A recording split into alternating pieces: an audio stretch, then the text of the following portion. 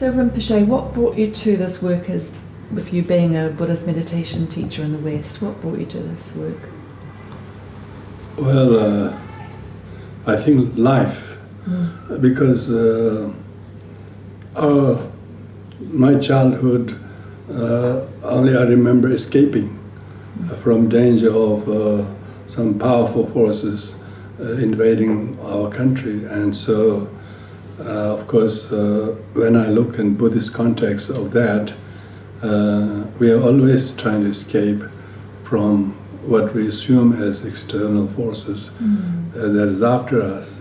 But when we come to teachings of the Buddha, it's not so much the world or people that we really can escape if we do not know how to overcome our own internal greed and hatred and possessiveness and this. So doing meditation and facilitating that to that other people empowers people not to flee from one's own internal foes, but learn to sit and get to know and therefore learn to calm these things down. And so then people all in their lives have these kind of issues. They don't need to be consciously interested in meditation, but they need to become conscious that they need to pay attention to this. And so when people start to hear about it, then they know they too need to pay heed to this. It is not some kind of a people do occasionally once a week or once when they're free to do like a hobby. It's not like that. It's a way of life. The person needs to be as consciously and cognitively as aware as themselves. And through meditation you can see they're becoming better parents or better handlers of the difficult situations when they can see the good in their own heart and not distracted by things out there.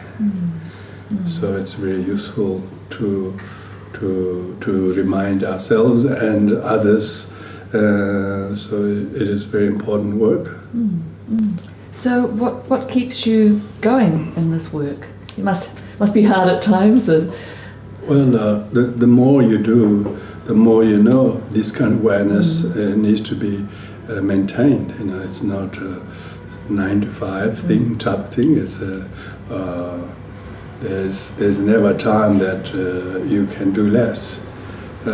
Its question is how much more can I spread or be of use? And so our life, we know, is a service. And so long as we're breathing, we have to do that. And if we think it's hard for me, it's about time that I don't do much, then we are not really alive. So it's good to know that we are needed. When we feel needed, then we are not so thinking that I can't do much and there is no need for me to do. In Buddhism, the whole vow is not to give up on any difficult situations. And so the more the difficulties we meet, the more we actually know how to overcome our own weak spots that we haven't really spotted them before. Only when we meet other people's difficulties, then it empowers us to see our own. And so because our own weaknesses are infinite, we think that we have very few. But when we get to know other people's weaknesses that we think we try to help them, we realize actually I could do that myself. And so therefore, as I said, it's difficult to say that I'm a Buddhist master, but it's very easy to admit that I'm a Buddhist student because you can never learn enough, think that it's adequate. So therefore it keeps me going, because it also, I know it's good work, and many people do various wonderful things and they have reason to pride themselves. And so the people who do inner work, spiritual work like His Holiness Dalai Lama promotes, human values and compassion, and kind of religious harmony. All these things are very important. Otherwise, people perceive religion as a cause of the conflict and the wars. And if it's mishandled, that is the case. So it's good to know that how better not to do that in the name of attachment to one's own religion and culture, because the world has become a lot more smaller because of technology, and we better know that the good of other religious traditions, they are misunderstood, like many Muslims are misunderstood by the wrongdoing of some Muslim, so-called Muslim people. So we give up on working ourselves with people. We don't reach out as nearly as much as we could. So it's good to continue working. So what's the most challenging aspect of your work, Rinpoche? Most challenging aspect of living and work is oneself have the ability to spend time within oneself, instead of thinking I'm needed out there, and so you think you're very important or availing yourself, and sometimes you actually neglect your own personal spiritual development, So people tell is taking time out, and so I suppose the humility when you can do that. And sometimes in the professional world they call retiring, but in Buddhist philosophy there is no concept of retirement. Retirement is as if you had done too hard and you should stop. So I think stopping is hard, challenging. I don't know whether it's, I don't think it goes well with the Buddhist Bodhisattva ideal that you actually stop doing things. So if you do stop doing things, then what do you do? So you have to be either very too senile or too unmotivated. So it's very challenging not to do things. So and to go somewhere as if you can do totally something, renew yourself, do something totally. You still have to do something instead of doing what you're doing. So its question is, what do you stop doing instead of doing other things? I cannot make up my mind to pick up any new to do. I still believe that work needs to be continued. To some people it might be seen as an attachment, to attach with your work. But sometimes, of course, your life's necessity and your commitment requires you to do that, and maybe it's just a financial need and so on. Like when I sometimes think about, maybe I too can think about some kind of semi-retirement, but then I realize there are things I have to do, otherwise these things will not happen, and not continue. So it's just probably a question of most difficult is knowing that you have to slow down, but not know exactly when and what that it is. But what does it mean? Because if you slow down some areas, you still pick up something else. So can you renew yourself so quickly in the new area by saying, I have given that up? Yeah. So. But Rinpoche, you've been teaching non-stop, it seems to me, really, since you're in your in your early 30s. So without doing any long retreats, you seem to be teaching every weekend or leading workshops or enabling other people to do retreats. So you talk about retirement, but is retreat part of the picture of your life? Some people have asked me the same thing. I said no. I said if I'm doing retreat every weekend, leading a retreat, I said I'm nearly every 4 months a year I'm doing retreat. So that must be pretty good. So I don't think that I don't have a retreat on my own as such, but maybe I did that by the grace of what I did a 3.5 year solitary retreat before. So maybe that is the reason why I did that, and therefore I can be of use being with others, doing a retreat and starting off and teaching them the basics. So I sometimes feel, for instance, if I go back to the monasteries or something like that, there is no particular task that is needed of me. Whereas in the West we have so little English-speaking teachers who are really committed, who really want to teach consistently. Very few have the language, no cultural knowledge, and no commitment, and often feel out of place, out of depth. Yet people in the West, English-speaking world, needs committed teachers, and someone's got to do something. And everybody who did that, they have to go out of their fallen way to do that, to break the ground. So to me, there's no stopping there. How do you engage with people? You know, you walk into a public talk and there's 20, 40, 100 people there of different backgrounds. How do you know what to say? How do you engage with the people who come to your teachings? When if we have the three right attitude, seeing the knowledge of the Dharma is the medicine, and people who are listening and reading are the people who are patient, seeking kind of ways to find out. And my role as a carer or nurse or a person serving that, therefore it's like a nurse become useful. Her experience of years of nursing, seeing other patient, whether in emergency situation or as a palliative care situation,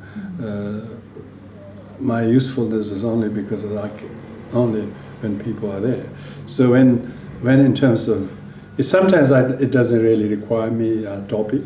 Just sometimes I don't even remember what the topic was, but usually it naturally happens by the power of people's attention. I think when you believe in these people are here to seek some ways to allay their lives difficulties, how can I best make them to heed that in their own heart? So I don't regard something inventing or giving something wisdom or knowledge is from myself, so much so, but rather that the teachings of the Buddha is when I believe in it, when I renew my refuge in them, then I'm usually quite competent that it will be of some use somewhere down the track, and so you often, of course, there will be times you may not have. Sometimes you may not have actually hit the nail on for everybody, But I think it would be wrong to think you do, too presumptuous to think that you did, And so it's very important that I'm humble and I'm not pretending to know everything, and at the same time that people are there and how can I best be used. So you could almost see that there's everybody who is listening are not listening for themselves. They know they could, if they could only think like this, only if they can view like this. Oh, with that situation, with this situation, they can definitely rearrange their mind and attitudes and their way of interacting and reviewing the situation. You can see that. And so from that, I always am in their shoes, so to speak, But if I'm too much in myself, of course I'm not really useful. So the audience and size of the audience doesn't seem to matter too much, It seems to very much, sometimes it's good to know the few people you know, but sometimes better that don't, we have met so many times we forget. But what is it, the useful this meeting that's going to add to the other meetings, so to speak.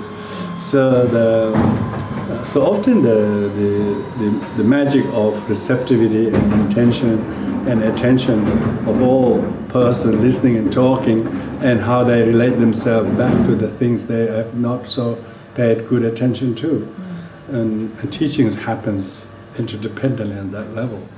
And often people are often thinking about the topic, and they really have burning issues in their life. They lack compassion. They know they need it, but they don't know how to practice compassion. They just get frustrated when they have difficult people in their lives. They think they will practice compassion, but not here. I'm being weak, and so people misinterpret compassion to weakness, and the patience with weakness and all that. And so therefore the wisdom that is so importantly articulated in Buddhist teaching help people to know what constitutes compassion with wisdom and what constitutes compassion without wisdom is very, very harmful. How do you think about your work in relation to world news and the events of the world?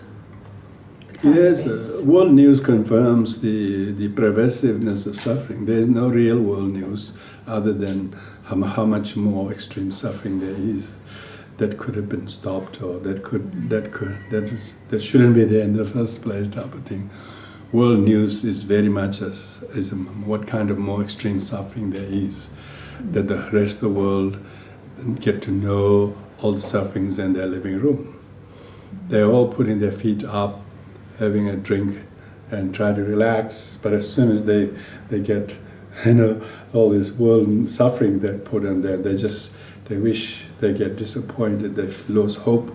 So sometimes people are more sort of harmed by the excessive exposure to negative reporting, and if there were enough world news that also report good things, that would be good. Sometimes I wish there was some, like they call positive psychology. Wish there was positive journalism and the news that they did show every now and then. And they are really good, like church. And I think that the church work is still overall amazingly good. But hardly nobody reports the goodness of the church work. Every church work, They only report on few things that go wrong, and they think that's the church. And I feel pity, this modern technology in journalism, like negative psychology, is so destructive. Why they can't report some news that are good?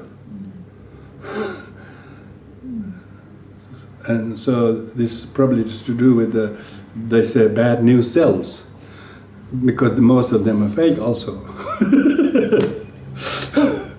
They are usually, whoever has money makes those things to show, and say if an American gets killed, it's a world news, If an Iraqi 10 people get killed, it's not world news, because this is the whole thing. Who has more money, and they tell their news. Yeah. So I often see, of course, generally. The prevalence of the suffering in the world is confirmed by world news, but sometimes we feel, there are a lot of good things happening in the society. Why aren't these things reported?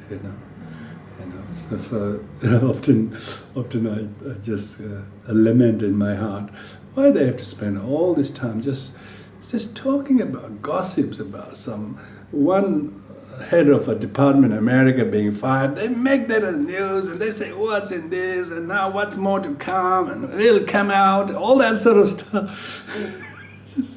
So what a waste of time that it is. Yeah. So wish there was a more positive journalism, I sometimes think, when we watch the disturbing news of the world, because there's a lot of good work. Amazing, so many millions of people do volunteer work. Why can't we have a news item saying all these people do this? What a lot of pro bono work, how many people in the medicine, people, doctors without borders, all this. Why don't we have a whole documentary of their work? How many people's lives to change on that? Yeah. It is said that the true source of happiness is the precious teachings of the Dharma. But for that precious teaching of the Dharma need upholders of the strong Sangha. And strong Sangha, committed, harmonious, strong Sangha, facilitate, uphold, host teachings, meditations, and practices. But to do that, you need a seat, That actually is where these things can, facilities and amenity that actually makes the people who come to learn come, that there is a cozy home established by committed senior sanghas who work many years. It will create a good legacy, how the more new people can be inspired to see work.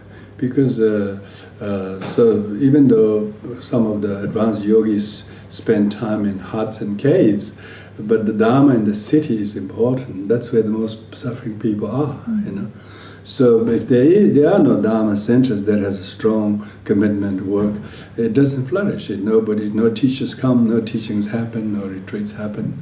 So therefore a center that has this facility, that has commitment, that are built by the local, maybe half a dozen or more committed senior Sangha members building a relatively permanent center, will be the good legacy they all have the good friendship for, you know. Because even the young generation will say, these are my mother or my father or my uncle, or they did this, and they also feel proud. It will be always standing there, no matter, even if we disappear. And then that will continue to support the Dharma that we all have refuge in. So it's very important. And here in Hawke's Bay, I've been coming for quite a number of years, 20 over years, and whether we own a building or not that we call ours, we have carried the activities. Because we carry these activities, now we reach to a point where we should have a place, and that actually is a kind of a commitment that will inspire more people. And when we hesitate, when we don't do, it doesn't happen. That's why we used to be in Canberra like that, like say in 2002. Now that's 17 years ago. Until then, we never dared to even buy any place. We just renting, you know. And then we said, look, we always feel we couldn't pay the mortgage or whatever. It's all wrong. We've proven they're wrong, you know. Once we build a place, people respect that we have, and then generous goodness of people will come, you know. And even though it's usually small few good donations, but that is the one that keeps everybody's be inspired that there is still that. So it's very important that a home for the Dharma is built in this area that can inspire and host many teachers, teachings, practices, that the strength of the Dharma in the region can have a center, and people can actually call that their spiritual home. Thank you for having me.